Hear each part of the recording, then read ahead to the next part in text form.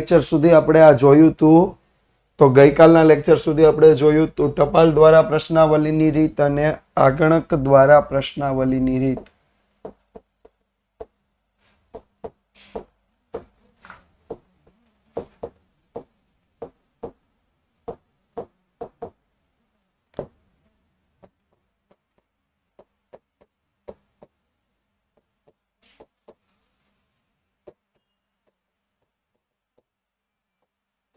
ટપાલ દ્વારા પ્રશ્નાવલીની રીત, આગણક દ્વારા પ્રશ્નાવલીની રીત.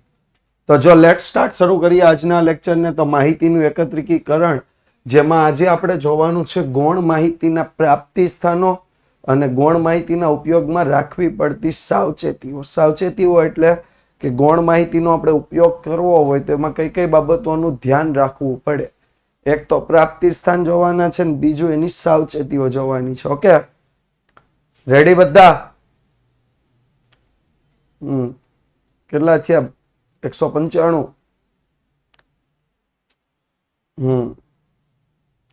210. સરસ. ચાલો ધીમે ધીમે હજી આવશે. 2-5 જણા હજી હુતા હોય, લેક્ચર સ્ટાર્ટ થાય એટલે તરત એને ન હાજર થવાનું હોય, એને 5 મિનિટ પછી હાજર થવાનું હોય. ઓકે,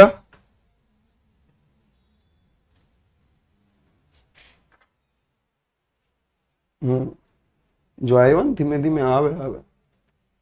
તો પહેલું તો ગૌણ માહિતીના પ્રાપ્તિ સ્થાનો કેટલા. ગૌણ માહિતી આપણે શીખાતા. ગૌણ માહિતી, પ્રાથમિક માહિતી કોને કહેવાય?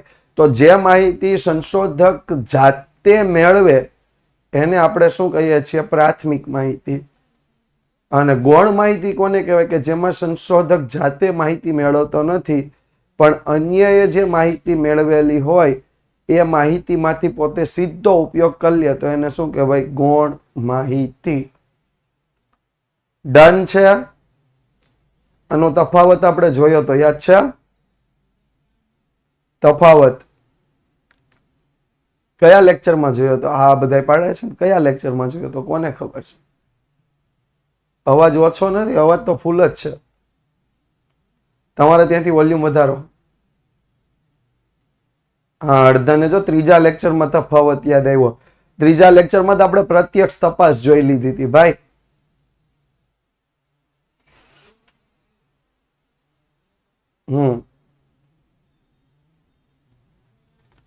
વોલ્યુમ વધારો તમારું.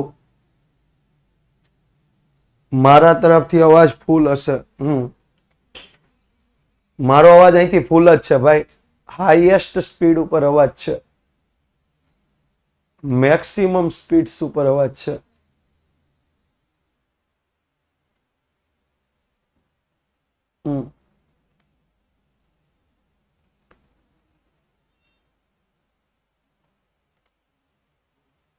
તમારા વોલ્યુમ બટનને પ્લસ કરો. વોલ્યુમ બટનને પ્લસ કરો તમારું.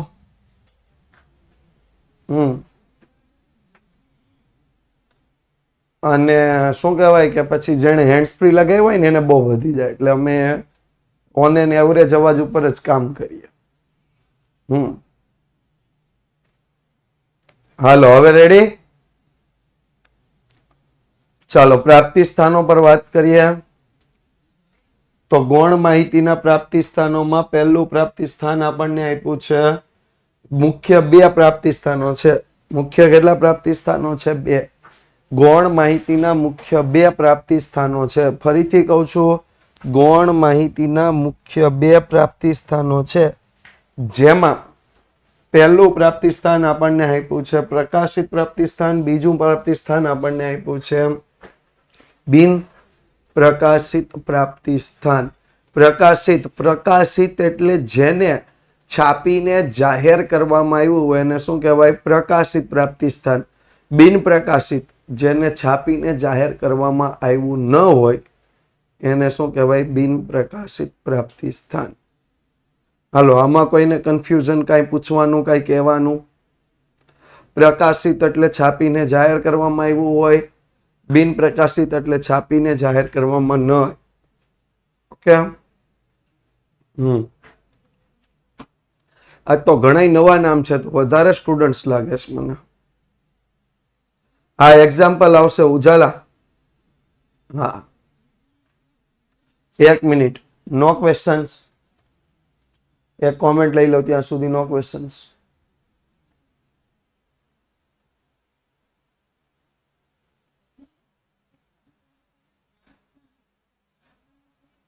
હા, આજે બીજો લેક્ચર છે. ફક્ત ઇંગ્લિશના સર જ નથી એટલે એ જ લેક્ચર નહોતા, બાકી બધા લેક્ચર છે જ. તમારે છે ને, જો એક બહુ સીધી ભાષામાં તમને એક વાત કરી દઉં. નહીં, બોલીને જાહેર કર્યું એ માહિતી ન કહેવાય. એક બહુ સીધી ભાષામાં વાત કરી લો. તમારે ક્યાં ક્યાં લેક્ચર છે ને તમારે જોવું હોય તો ડેઈલી તમારે એપ ખોલ લેવાની. અપકમિંગ ઓર ટુડેઝ લેક્ચર. ટુડેઝ લેક્ચરમાં આજના લેક્ચર બતાવતા જ હોય. હા, બરોબર. જીગરભાઈ થોડાક વહેલા આવતા જ. મેં સમજાવ્યું કે જે છાપીને જાહેર કરવામાં આવ્યું હોય એ પ્રકાશિત પ્રાપ્તિ સ્થાન, જેને છાપીને જાહેર કરવામાં ન આવ્યું હોય એને બિન પ્રકાશિત પ્રાપ્તિ સ્થાન કહેવાય. હા, ચાલો આગળ વધ્યા. અને બીજી એક બાબત ખાસ ધ્યાન રાખો, તમારો કોર્સ કેમ પૂરો કરવાની જવાબદારી અમારી છે. લેક્ચર આવે ના આવે, મુખ્ય 5 વિષયનો કોર્સ કેવી રીતે પૂરો કરવો એ જવાબદારી અમારી છે.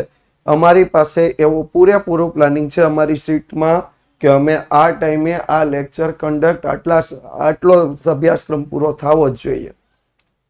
એટલે તમારે 1 લેક્ચર હોય, 0 લેક્ચર હોય, કોઈ ટેન્શન લેવાની જરૂર નથી. એ રવિવારે એક્સ્ટ્રા લેક્ચર લઈ કોઈ પણ રીતે પૂરો કરવામાં આવશે. ની 4 વર્ષનો વિદ્યાકુલનો રેકોર્ડ છે કે એક પણ વર્ષે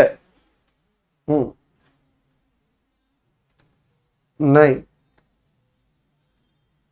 હા, એક પણ વર્ષે અમે એક પણ વખત પરીક્ષા ટાઈમે કોર્સ બાકી રહ્યો હોય, એ પ્રથમ સામયિક હોય, દ્વિતીય સામયિક હોય, વાર્ષિક હોય, એવું ક્યારેય બન્યું નથી.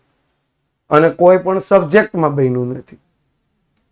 આપણે જે કોમર્સના 5 સબ્જેક્ટ, 9-10ના 4 સબ્જેક્ટ, એટલે ટોટલ 18 સબ્જેક્ટ થાય. આમ ગણો તો 9માના 4, 10માના 4, 11માના 5, 12માના 5, આ 18 સબ્જેક્ટ ગુણ્યા 4 વર્ષ એટલે ટોટલ મળીને 72 સબ્જેક્ટ. ત્યાં 72 સબ્જેક્ટમાંથી એક પણ વખત એવું નથી બન્યું કે, અને 72 સબ્જેક્ટ ને એની 3 એક્ઝામ, એટલે ટોટલ 216 વખત એવું હોય કે કોર્સ પૂરો કરવાનો, અને એમાં એક પણ વખત એવું નથી બન્યું કે એકાદ ચેપ્ટર બાકી રહી ગયું હોય, કે અડધું ચેપ્ટર બાકી રહી ગયું હોય, લેક્ચર બાકી રહી ગયો હોય. ઓકે, એટલે તમારે બિલકુલ ટેન્શન નથી.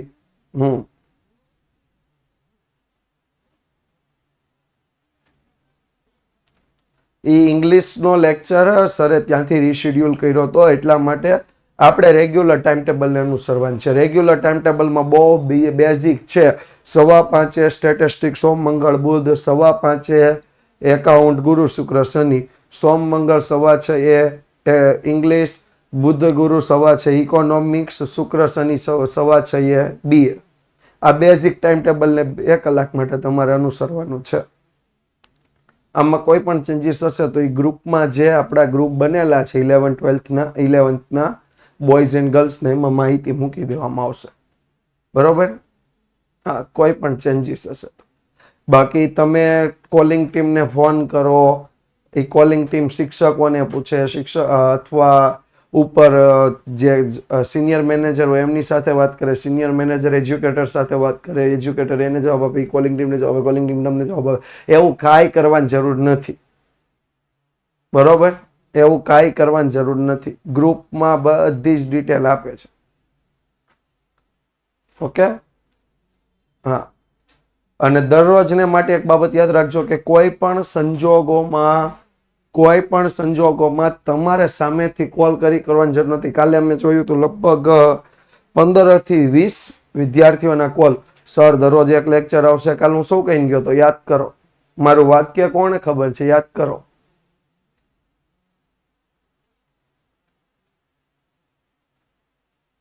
મેં એવું કીધું હતું કે આ વીકમાં એક જ લેક્ચર આવશે, એવું કીધું હતું? યસ ઓર નો? મેં એવું કીધું હતું આ વીકમાં ઇંગ્લિશના લેક્ચર નહીં આવે, એટલે એક લેક્ચર છે.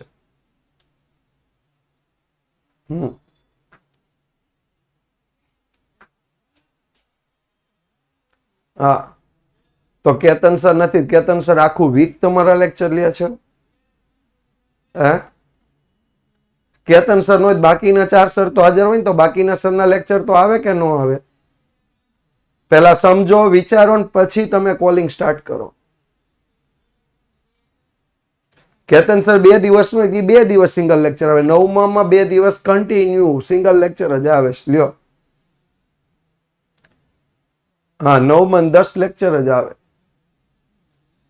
10 જ લેક્ચર આવે. 3 ગણિત, 3 વિજ્ઞાન, 2 સમાજ ને 2 ઇંગ્લિશ. હા, એ ઓનલી એડમિન હું કરાવી દઈશ. પણ મને છે ને વધારે પડતી કોઈ પણ વાત એમાં ન દેખાવી જોઈએ. ડાઉટ પૂછવાનો, ટાઈમ પૂછવાનો ને એકે જવાબ આપી દીધો ને તો બીજા ઓકે ઓકે ઓકે કાંઈ કરવાની જરૂર નથી. ખોટી વાતચીત કરી, ખોટો વોટ્સઅપ ગ્રુપ કોલ કર્યો ને એટલે ઓનલી એડમિન કરવું પડે છે. તમે હવે નાના નથી, તમને દર વખતે સમજાવવું પડે. એ ગ્રુપમાં કોઈ પ્રકારનો મેસેજ ન હોય, ખાલી ઇન્ફોર્મેટિવ મેસેજ જવો જોઈએ. તમને કોઈ ડાઉટ છે તે ડાઉટ પૂછવાનો છે, એ ડાઉટ પૂછો, કોઈ એક જવાબ આપે ને તો બીજા 2-3 સામે જવાબ નથી આવે. મને આમ નથી થયું, મને આ નથી આવડતું, મને ઓલું નથી આવડતું, એવો જવાબ હોવો જ ન જોઈએ. અને કોઈ પણ સર મેસેજ મૂકે ને તો એમાં ઓકે ઓકે નથી લખવાનું, બરોબર? એ સર મેસેજ મૂકે છે તમારા માટે મૂકે છે. હવે તમે 15 જણા ઓકે લખો, સરનો મેસેજ ક્યાંય ઉપર વયો ગયો હોય. ક્લિયર? પેલા સમજો, 10મા વાળા નથી, 11મા વાળા છો. બુદ્ધિ હાલવી જોઈએ. ગુજરાતીમાં કહેવત છે, 12 બુદ્ધિ 16 શાન, આવી તો આવી નહીતર ગઈ. તમારા 16 જ થાય છે, યાદ રાખજો. જો નો આવી તો ગઈ.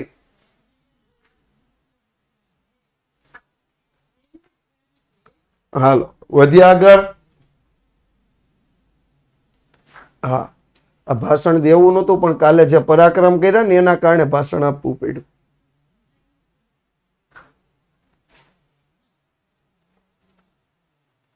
તો જો સ્ટાર્ટ કરીએ. ગૌણ માહિતીના પ્રકાશિત પ્રાપ્તિ સ્થાનો. પ્રકાશિત પ્રાપ્તિ સ્થાનો પહેલા આપણે લેવાના છે. તો પહેલું છે સરકારી પ્રકાશનો. સરકારી પ્રકાશનો કયા હોય? તો દેશની કેન્દ્ર સરકાર અને રાજ્ય સરકાર ઘણા સંગઠનોની માહિતી મેળવે છે અને પ્રકાશિત કરે છે, જેથી લોકોને માહિતી મળી રહે. દાખલા તરીકે રાષ્ટ્રીય નિદર્શ તપાસ, ISI કોલકાતા, આ બધી કંપનીઓ છે ને, કંપનીઓ સરકારી છે. જો આમાં દેખાય છે. ભારત પેટ્રોલિયમ છે, call India limited, HAL, GAIL, MTNL, Indian oil, Hindustan petroleum, NTPC, REC, steel authority of India, ONGC. પછી આ છે Bharat electronics, MNDC, power grid. Zoom નથી કરો, હું બોલી ગયો. હા, એ બધું તમારે જાણવાની એટલી બધી જરૂર નથી. જો ખાલી યાદ રાખવાનું છે. સરકારી પ્રકાશનો એટલે શું? તો કે આ સરકારી જે કંપનીઓ છે એની માહિતી બહાર પાડવામાં આવે તો એ શું છે? સરકારી પ્રકાશનો. હા, ISI એટલે પહેલા લેક્ચરમાં આપણે સમજાવ્યું હતું. કોને ખબર છે ISI? ISI એટલે પાકિસ્તાનનું આતંકવાદી એજન્સી ISI નથી.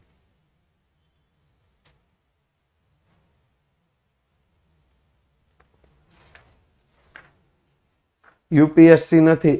ISI, yes, Indian statistical institute. આ સ્ટાન્ડર્ડાઇઝ ઇન્સ્ટિટ્યૂટ નહીં, સ્ટેટિસ્ટિકલ ઇન્સ્ટિટ્યૂટ. બરોબર? હા, MTNL ને BSNL બે ભાઈ બેન જ છું. MTNL ને BSNL. બરોબર?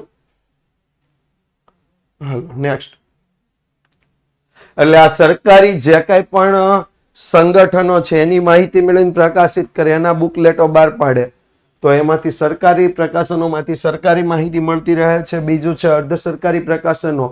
અર્ધ સરકારી પ્રકાશનમાં પણ એવું છે કે અર્ધ સરકારી સંસ્થાઓ પણ પોતાની માહિતીનું પ્રકાશન કરે છે. દાખલા તરીકે જીવન વીમા નિગમ, ગુજરાત વિદ્યુત બોર્ડ. અહીંયા તમને માહિતી આપી છે, દેખાય છે.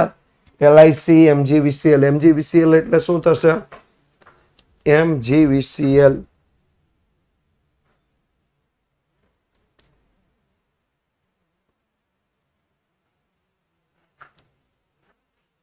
MGVCL,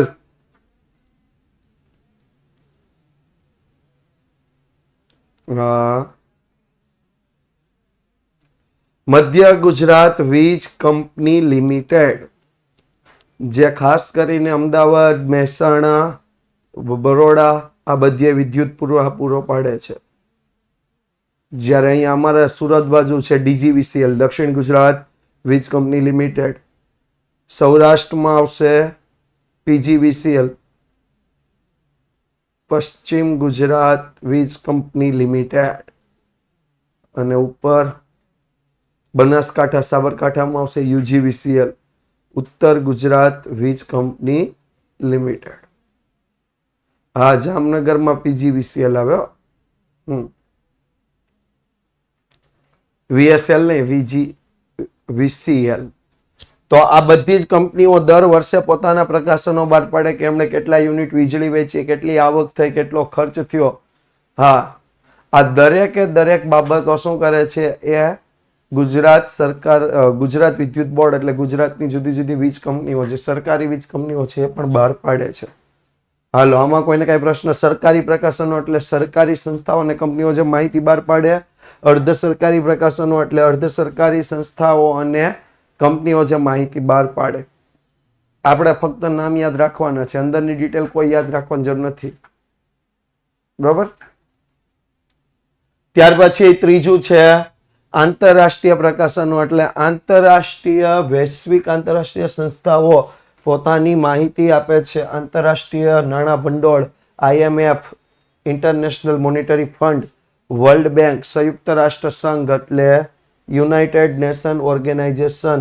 તો જો અહીંયા તમને બે દેખાય છે, યુનિસેફ અને યુનેસ્કો દેખાય છે.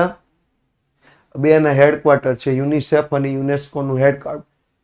યુનિસેફ કોના માટે કામ કરે? તમે સામાજિક વિજ્ઞાનમાં ભણીને આવ્યા. યુનિસેફ કોના માટે કામ કરશે?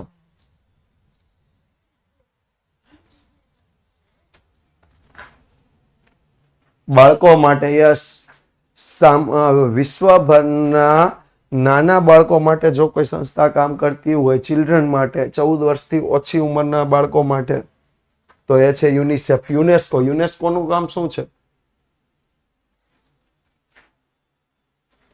યુનેસ્કો નું કામ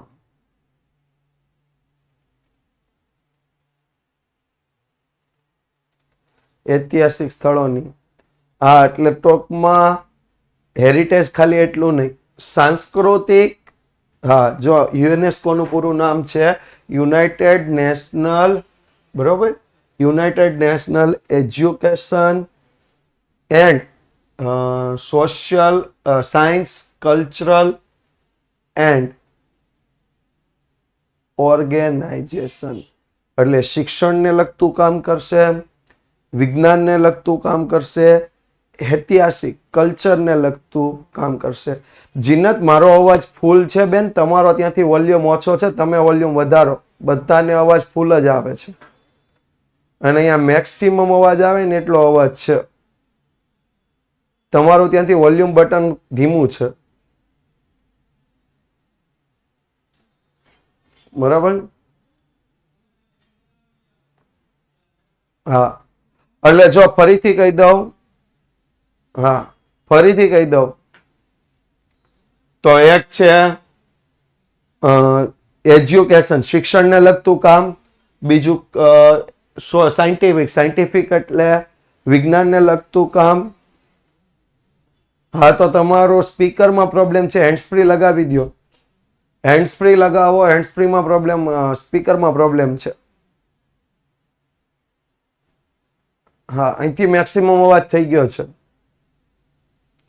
અને કલ્ચરલ એટલે સાંસ્કૃતિક અને શું કહે ઐતિહાસિક, આ જે કાંઈ પણ હોય એમ.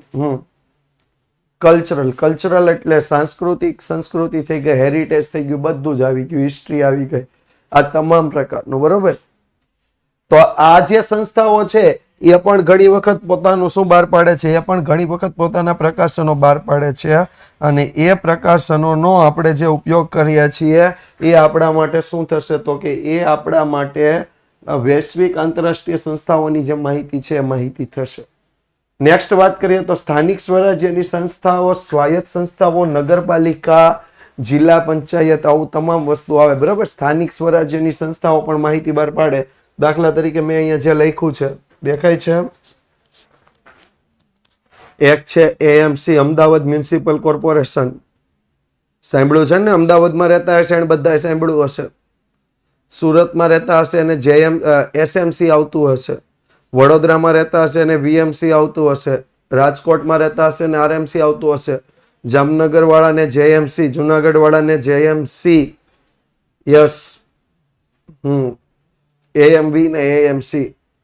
Ahmedabad municipal corporation. હિંમતનગર ને તાલુકા પંચાયત આવે. બરાબર, જે મોટા સિટી છે એમને મ્યુનિસિપલ કોર્પોરેશન આવે. જે નાના સિટી નગરપાલિકા આવે અથવા તો શું કહેવાય, નગરપાલિકા અથવા જિલ્લા પંચાયત આવે. બીએમસી ભાવનગર મહાનગર મ્યુનિસિપલ કોર્પોરેશન. હા, તો આ જે સંસ્થાઓ છે ને એ પણ પોતાના અહેવાલો બહાર પાડે. એવી જ રીતે ગામમાં જે રહેતા હોય એને ગ્રામ પંચાયત આવે. અહીંયા જો એક ગ્રામ પંચાયત આપ્યું છે, ગ્રામ પંચાયત બોણંદ, તાલુકો 84, જિલ્લો સુરત. નહીં જ. ઓકે, તો આંતરરાષ્ટ્રીય પ્રકાશનો એટલે કે આંતરરાષ્ટ્રીય જે સંસ્થાઓ છે એ જે પ્રકાશનો બહાર પાડે એ પણ એટલા ઉપયોગી છે. અને સ્થાનિક સ્વરાજ્યની સંસ્થાઓ જેવી કે મહાનગરપાલિકા, નગરપાલિકા, જિલ્લા પંચાયત, તાલુકા પંચાયત વગેરે પણ પોતાના અહેવાલો બહાર પાડે. એમાંથી પણ તમે માહિતી મેળવી શકો છો.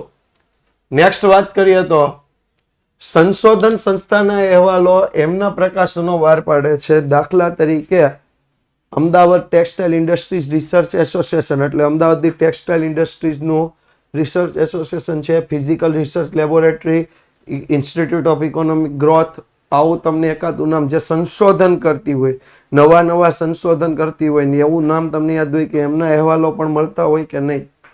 સંશોધન કરતી સંસ્થા. ટોરેન્ટ પાવર પ્રાઇવેટ કંપની છે, અમુક સ્થળે જ પૂરી પાડે. ગુજરાત વિદ્યુત બોર્ડ અલગ છે આખું. Okay,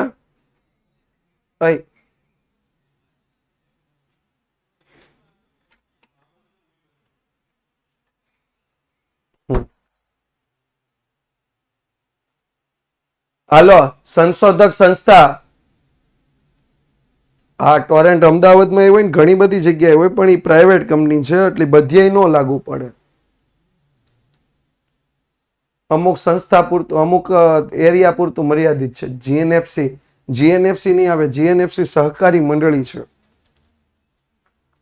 Gujarat Narmada fertiliser company એ સહકારી મંડળી છે.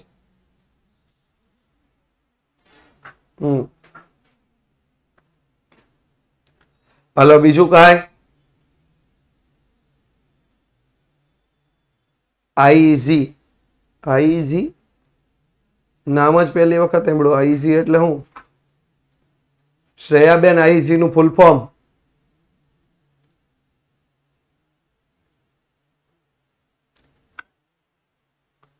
Institute of economics. મેં એવું કીધું કે હા, અટીરા તમે ટેક્સ્ટ બુકમાં જોઈને લખ્યું. Ahmedabad textile research industries research association જે સંશોધક કરતી હોય, જે નવું વિકસાવતી હોય. દાખલા તરીકે કૃષિ યુનિવર્સિટી સણોસરા, સરદાર પટેલ કૃષિ યુનિવર્સિટી, હા બરોબર. તો એ બધું જ શું કરે છે તો કે એ નવા સંશોધનો કરે છે અને એની માહિતી બહાર પાડશે કે આપણે ઘઉંની આ જાત વિકસાવી અને આટલો સમય લાગ્યો, એના માટે આટલો ખર્ચ થયો, એનું આટલું ઉત્પાદન થયું, આવી માહિતી બહાર પાડશે. બરાબર, ખબર પડી? હવે કોઈને પ્રશ્ન? સંશોધક સંસ્થા એટલે જે સંશોધન કરનારી સંસ્થાઓ છે. હાલો, હવે કોઈ પ્રશ્ન? તો સૌથી મોટી ભારતમાં સંશોધન કરનારી સંસ્થા ઈસરો.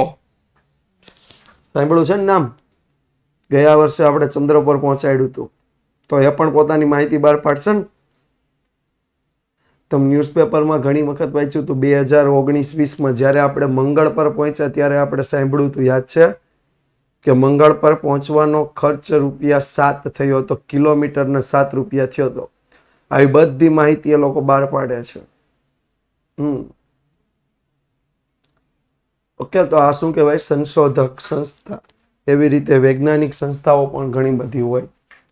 નેક્સ્ટ વાત કરીએ તો વ્યાપારી અને વ્યવસાયિક સંસ્થા અને સંગઠનોના અહેવાલો. વ્યાપારી અને વ્યવસાયિક સંસ્થા અને સંગઠનો એટલે કેટલીક એવી સંસ્થા છે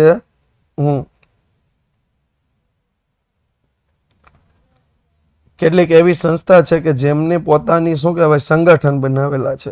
સંગઠન આપણે જેને એસોસિએશન કહીએ છીએ. યાદ આવ્યું? એસોસિએશન.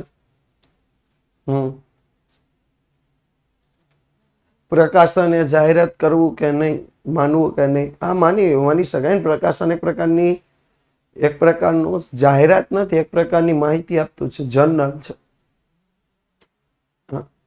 વિવિધ વેપારી અને વ્યવસાયિક સંગઠનો પોતાની જર્નલ દ્વારા માહિતી આપે. દાખલા તરીકે વકીલોનું સંગઠન. વકીલોના સંગઠનને શું કહેવાશે? કોને ખબર છે? આમાં ઘણા બધાનું સપનું હશે ને વકીલ બનવું.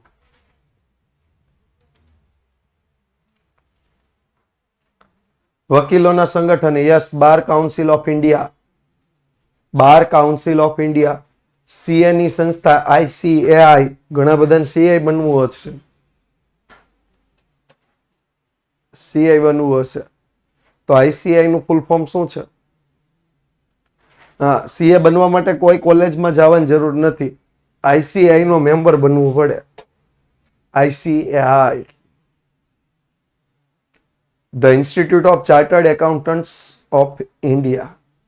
The Institute of Chartered Accountants of India. The Institute of Chartered Accountants of India. ICAI. Okay. અને ધ ચેમ્બર ઓફ કોમર્સ એટલે ઘણા બધા વાણિજ્યના પણ એસોસિએશન છે. અહીંયા બીજા 2 એસોસિએશનની મેં વાત કરી છે. દેખાય છે? એક છે IMA. IMA એટલે કયું? Yes, Indian medical association. 1998 થી 28 થી સ્થપાયું હતું ઇન્ડિયન મેડિકલ એસોસિએશન. એટલે જેટલા પણ ડોક્ટર આવી, ડોક્ટર બધાના સભ્યો બને છે. બધા જના સભ્ય બને. તમે એક ડોક્ટર પર કાર્યવાહી કરો ને કે બધા ડોક્ટર હડતાળ ઉપર ઉતરી જાય. જોયું છે? હા, કારણ કે એસોસિએશનનો નિયમ હોય છે ને, એસોસિએશનની એ વાત હોય છે. એવી રીતે ધ ટેક્સટાઇલ એસોસિએશન ઇન્ડિયા. ટાઈ કાપડનું પણ એક એસોસિએશન. Yes, okay, clear? તો આવી સંસ્થાઓ પણ પોતાના અહેવાલો બહાર પાડે કે એના કેટલા સભ્યો છે, એની શું ફી છે, કેટલું પ્રોડક્શન કરે છે. યસ, આ તમામે તમામ માહિતી એ લોકો પણ બહાર પાડે છે. વધી આગળ. અને છેલ્લું આપણું જૂનું જાણીતું દરરોજ પ્રકાશિત થતા વર્તમાનપત્રો અને નિયમિત સમયાંતરે પ્રકાશિત થતા સામયિકો. વર્તમાનપત્ર દરરોજ મળે, સામયિકો દરરોજ મળતા નથી. સામયિકો અમુક ચોક્કસ સમયને અંતરે જ હા,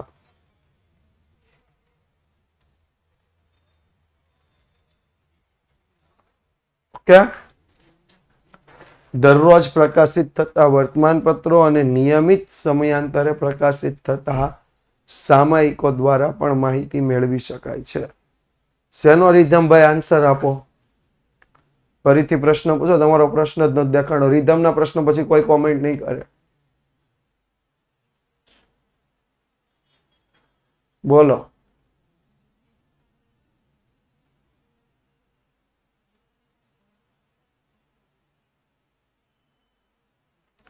પ્રશ્ન રિધમભાઈ. બધા વેઇટ કરે છે.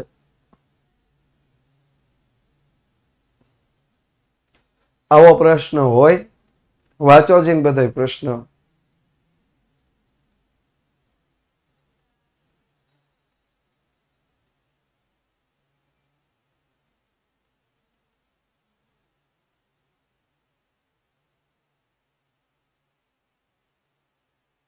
મેં એવું કીધું છે એટ ધ ટાઈમ તમે જે લેક્ચર ભણતા હોય ને એ તમે ભણો. મને એવું લાગ્યું ટોપિકને રિલેટેડ કોઈ પ્રશ્ન છે. આ બધાની મેં 2 મિનિટ બગાડી.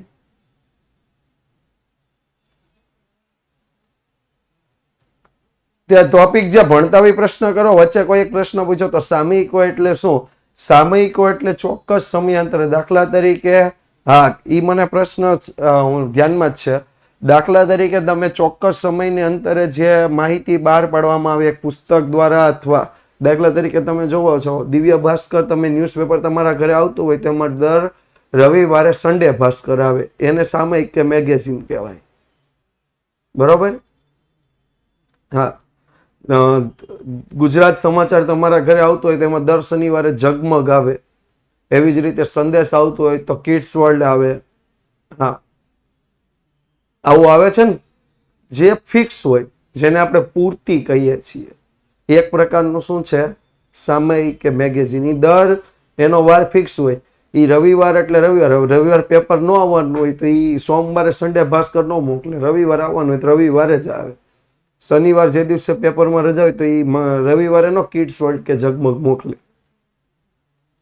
બરાબર? કેટલા લોકો હાજર છે?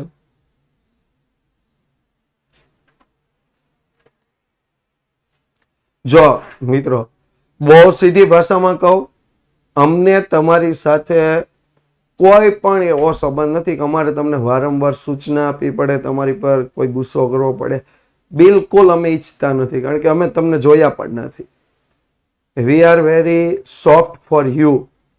તમે અમારા પર, તમે અમને જોયા, અમને ખબર છે કે તમે અમારા પર બહુ મોટો વિશ્વાસ મૂક્યો છે, પણ ક્યારેક તમે એવા પ્રશ્નો પૂછો છો કે જે પ્રશ્નોની કોઈ વેલ્યુ જ નથી. નહીં, એમાં સોરી કહેવાની જરૂર નથી. આ તો આપણે શરૂઆત છે એટલે આપણે અત્યારે સમજી લઈએ, પછી બધી ખોટું હું પછી ધીમે ધીમે આગળ વધે જાઉં. એટલે અત્યારથી હું તમને ઘણી બધી બાબતમાં ક્યારેક કહીશ, એટલે ખોટું નહીં લગાડવાનું, હું નહીં લગાડું. પોલ આવી ગયો બેન હમણાં. એટલે જો અમુક બાબતો કેવી હોય છે કે જેના પર આપણે ત્યારે કોઈ પ્રશ્ન પૂછીએ ને તો ઘણો બધો સમય પાસ થતો હોય છે, અને એવું ન થાય એના પર પણ ધ્યાન આપવાનું. Because we have only 45 minutes. અને કદાચ સ્ટેટ એકાઉન્ટમાં તમે એકાદ પ્રશ્ન આવો લઈ લ્યો ને તો 3 લેક્ચર આવે. તમે આવું જ કામ ઇકો બીએમાં કરો તો એમાં 2 લેક્ચર આવતા હોય, એમાંય તમે 5 મિનિટ સરની આમાં બગાડ નાખો, તો that's not fair for you. Okay? તો નેક્સ્ટ ટાઈમ એવું પણ ધ્યાન રાખવાનું કે આપણે આપણો બિનજરૂરી પ્રશ્ન છે ને, હવે એક સિમ્પલ વસ્તુ સમજો. ચેપ્ટર 2 હજી સ્ટાર્ટ નથી થયું. ચેપ્ટર 2 માં દાખલા આવવાના છે. કોમર્સ આપણે પહેલા જ દિવસે સ્ટાર્ટ કર્યું ત્યારે એવું કીધું હતું કે એકાઉન્ટ સ્ટેટમાં કેલ્ક્યુલેટર તમને અલાઉ છે. તો જ્યારે દાખલા શરૂ થાય કેલ્સી લઈને બેસી જવાનું, એમાં બીજી ક્યાં વાત છે? અહીંયા કેલ્સી આપણે 10 મિનિટ લેવા જવું પડે, મૂકવા જવું પડે એવું જ નથી. આ ગેસનું સિલિન્ડર તો નથી, ખોલવું પડશે, રેગ્યુલેટર લગાવવું પડશે, ચાલુ કરવું પડશે, પંપ મારવો પડશે. એવું છે ને, કેલ્સી બાજુમાં લઈને બેસવાનું, જરૂર પડે તો વાપરવાનું, નહીં તો નહીં વાપરવાનું. બરાબર રીધમ? હાલો, હવે નેક્સ્ટ ટોપિકમાં ધ્યાન આપજો, હું તને પ્રશ્ન પૂછીશ. ચાલો, જો બેઝિક નીડ આપણી જે કાંઈ પણ છે ને, એજ્યુકેશન માટેની બેઝિક નીડ બધી આપણી સાથે હોય છે. ક્યારે કોની જરૂર પડી છે ને નક્કી નથી હોતું. સિમ્પલ વસ્તુમાં કહો, આ તમારા હાથમાં પેન જોવો છો? યસ ઓર નો? કેટલા દિવસથી જોવો છો? પહેલા લેક્ચરથી આજે કાલે કેટલા દિવસથી જોવો છો?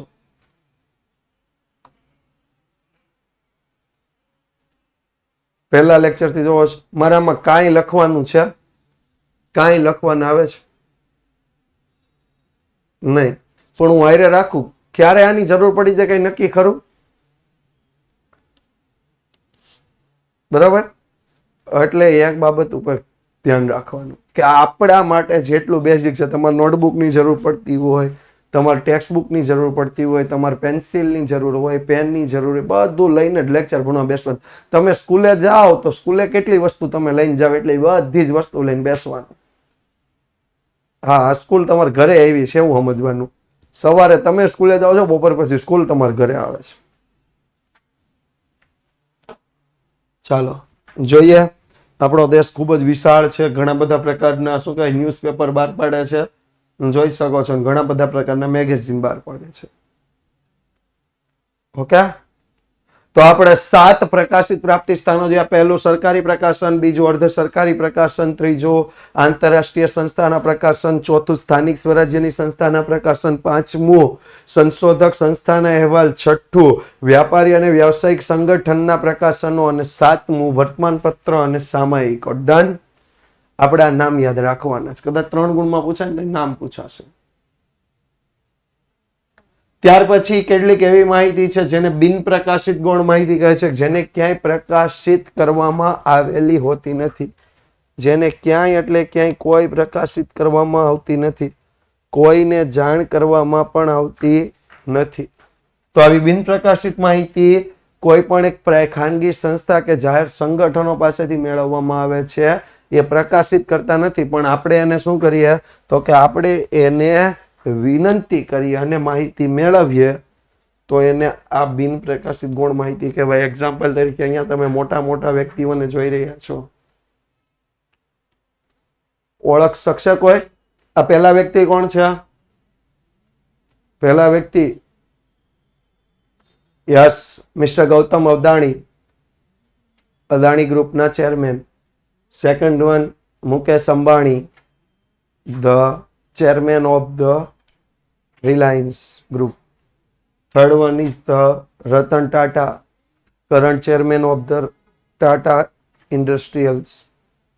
And fourth one is the Mr. Anand Mahindra, Mahindra and Mahindra chairperson. બરાબર? તો આવા જે સંસ્થાઓ છે. બીજું તમને અહીંયા સંસ્થા આપી Bajaj Finserv, HDFC Bank, Britannia, GSCL, Tata Chemicals, Wipro, આ બધી જ કંપનીઓ એમની માહિતી ક્યાંય પ્રકાશિત કરશે ખરી? ક્યાંય જાહેર કરે કે અમારી પાસે આટલા કર્મચારીઓ છે ને આટલો આવક છે ને આટલો ખર્ચ છે ને એવું? નહીં કરે. પણ આપણે માહિતી જોઈતી હોય તો આપણે એને કહી શકીએ કે અમારો આ સ્ટડીનો એક પ્રોજેક્ટ છે ને એમાં અમારે આ માહિતી જરૂર છે. આપણે રિલાયન્સના જામનગર યુનિટમાં જઈને કહીએ, જામનગર પાસે આવ્યું ને રિલાયન્સ, હા, ત્યાં જઈને એના હેડને આપણે વાત કરીએ કે અમારા સ્ટડીનો એક આ ભાગ છે, અમારે આ માહિતી જોતી છે, તો એ આપશે. બરોબર? તો એને કેવી માહિતી હોય? બિન પ્રકાશિત, એને કઈ છાપવામાં આવી નથી. ડન. હાલો આગળ વાત કરીએ ગૌણ માહિતીના ઉપયોગની સાવચેતીઓ. પહેલી સાવચેતી આપણે રાખવાની છે, ગૌણ માહિતીનો ઉપયોગ કરતા પહેલા માહિતી કોણે ક્યારે મેળવી છે તે ખાસ જોવું. ખાનગી સંસ્થાની માહિતી ઓછી વિશ્વસનીય પણ હોઈ શકે. ઓછી વિશ્વસનીય હોય એનું મુખ્ય રીઝન શું હોઈ શકે? ઓછી વિશ્વસનીય હોય એનું મુખ્ય રીઝન શું હોઈ શકે? કોણ કહેશે? ખાનગી સંસ્થાની માહિતી ઓછી વિશ્વસનીય પણ હોઈ શકે. એનું રીઝન હોઈ શકે તમે રિલાયન્સ પાસે કોઈ માહિતી લેવા જાઓ, રિલાયન્સના યુનિટમાં તમે પર્સનલ માહિતી લેવા જાઓ, તમારી આ યુનિટની આવક કેટલી અથવા તમે કામદારોને શું ફાયદો આપો, તો એ સાચી માહિતી કદાચ ન આપી, એમ કે એટલો ફાયદો આપી, કારણ કે એ તો એનું જેટલો એને ફાયદો થાય એવું જ કરવાના છે, એટલે ઓછી વિશ્વસનીય હોઈ શકે. બીજું, ગૌણ માહિતી જ્યારે મેળવવામાં આવે તેને તેનો તપાસનો હેતુ ને આપણો હેતુ સેમ હોવો જોઈએ. એક્ઝામ્પલ તરીકે કોઈ વ્યક્તિ એ ઘરના સભ્યોની તપાસ કરવા જાય છે, એક ગામમાં અથવા એક ઘરમાં સભ્યોની તપાસ કરવા માટે ગયા, એને જે માહિતી મેળવી આપણે એ ઉપયોગ કરવો છે, પણ આપણે એ જોવું હતું કે ઘરમાં રહેતા લોકોની આવક કેટલી. તો બેયનો હેતુ સમાન છે નહીં, બેયનો હેતુ સમાન નથી. એને તો ખાલી સભ્યોની સંખ્યા જોવી હતી, આપણે સભ્યોની શું જોવી હતી? આવક. હવે આપણે એ માહિતીનો ઉપયોગ કરી, ભલે લખીને આવ્યો હોય કે 5 વ્યક્તિ છે, 3 કમાય છે, એની આવક આટલી છે, પણ આપણા બેયનો હેતુ સમાન હતો નહીં, તો એવી માહિતીનો ઉપયોગ કરી શકાય નહીં. કારણ કે એને લખ્યું હોય કે પરફેક્ટ નહીં લખ્યું હોય, કારણ કે એનો હેતુ તો ખાલી સભ્ય ગણવાનો જ હતો ને. આ તો કોઈક મારા જેવો કહી દે કે ભાઈ અમારે 5 જણા ઘરમાં રહીએ, 1 જણો કમાઈને 4 જણા ખાય, એ લખી નાખીએ એક ભાઈ કમાય છે 20,000 એનો પગાર છે. બરોબર? ડન. કમ્પ્લીટ. હાલો વધીએ આગળ. નેક્સ્ટ વાત કરીએ તો એકત્રિત કરેલી માહિતી ખૂબ જૂની ન હોય છે, તે અત્યારના સમયગાળા સાથે બંધ બેસતી હોવી જોઈએ. ખૂબ જૂની ન હોવી જોઈએ. મેં બીજામાં વાત કરી કે જે માહિતી આપણે ઉપયોગ કરીએ છીએ એ માહિતી મેળવનારનો હેતુ ને આપણો હેતુ સેમ હોવો જોઈએ. એ જો મેં એમાં એક્ઝામ્પલ પણ આપ્યું કે કોઈ વ્યક્તિ માહિતી મેળવવા જાય, એને સભ્યોની સંખ્યા જોતી હતી ને આપણે એ સભ્યોની આવક જોતી હતી, તો એ માહિતીનો આપણે ઉપયોગ ન કરી શકીએ કારણ કે બેયના હેતુ સમાન નથી. બીજું, એકત્રિત કરેલી માહિતી ખૂબ જૂની ન હોય જોઈએ. કોઈ 2015ની માહિતી મેળવેલી હોય ને આપણે એનો ઉપયોગ 2024માં કરીએ તો એ અનુકૂળ કહેવાય નહીં. બરોબર. આ 3 બાબત ઉપર ગૌણ માહિતીમાં ખાસ ધ્યાન રાખવાનું છે. ચોથી બાબતની વાત કરીએ તો ચોથી બાબત અહીંયા આપ્યું છે, ગૌણ માહિતીનો ઉપયોગ કરતા પહેલા તેનું કાર્યક્ષેત્ર અને કયા વિસ્તારમાંથી મેળવેલું છે એ પણ ઉપયોગ કરવો જોઈએ. હું માહિતી મેળવતો હોય અમદાવાદ માટે, કોઈ માહિતી મેળવી હોય મુંબઈ માટે, તો એ માહિતીનો ઉપયોગ કરી શકાય ખરો? ભારત સરકારે આંકડા બહાર પાડ્યા હોય મુંબઈના, હું લખતો હોય અમદાવાદમાંથી, માહિતી મારા માટે ઉપયોગી ખરી? નથી ઉપયોગી. બરોબર, નથી ઉપયોગી. યસ. હા. નેક્સ્ટ વાત કરીએ તો સીધી આગળિત કરેલી માહિતી માહિતીનો ઉપયોગ કરવાનું ટાળવું જોઈએ. આ સીધી આગળિત કરેલી એટલે મેં કાલ સમજાવ્યું હતું, યાદ કરો. શું સમજાવ્યું હતું? કે એક ઘરની માહિતી મેળવે, બાકીના 4ના ફોર્મ ભરી દે. પાછું 6ઠા ઘરની માહિતી મેળવે, બાકીના 4ના ફોર્મ ભરી દે. 11મા ઘરની માહિતી મેળવે, બાકીના 4ના ફોર્મ ભરી દે. તો એમ કરતા કરતા એ 100 માહિતી તમને એક દિવસમાં આપી દે, એ માહિતીનો ઉપયોગ કરવાનો જોઈએ નહીં, કારણ કે એમાં ક્યારેય સાચી માહિતી હોઈ શકે નહીં. એને કેવી માહિતી કહેવાય? સીધી આગણિત કરેલી માહિતી. કેવી માહિતી કહેવાય? સીધી આગણિત કરેલી. નહીં, પ્રશ્નાવલી વાળી નહીં. પ્રશ્નાવલી વાળી માહિતી યોગ્ય હોય, પણ સીધી આગણિત કરેલી હોય ને એવી માહિતીનો ઉપયોગ નહીં કરવાનો. સીધી આગણિત કરેલી હોય એવી માહિતીનો ઉપયોગ નહીં કરવાનો. Okay, done.